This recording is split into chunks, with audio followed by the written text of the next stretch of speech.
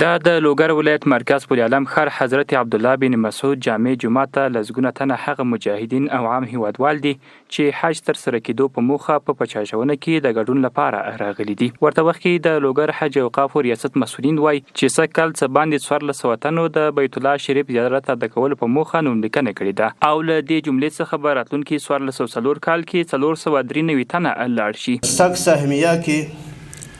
د هغه منتظرین حجاجو چې د جمهوریت په وخت کې د مثلا ثبت نام کړی وو او د سخ کال په لامبر کې د 340 دغه دي او د 450 دپاره عادي ثبت نام شوی ده او 15 مجاهدینو څخه هم ده.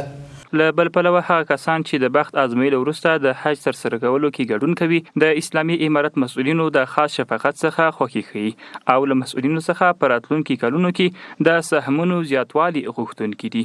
نو باید د کار لپاره د سهم زیات شي، که ساکل کېږي ساکل دي شي، که ساکل نه کېږي ساکل ته باید چې د لوګر سهم زیات شي ځکه پولیسه د سهمیه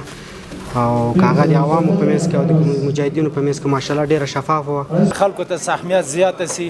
نو دا به ډیر خوند وکړي ځکه چې دا ګوره د بیچارهګان اکثره دغسې روان دي خوی بد دي. د یادولو وړ ده چې د 1403 کال لپاره د لوګر ولایت څخه د حج ادا کولو لپاره 190 تنو برخه ټاکل شوې ده.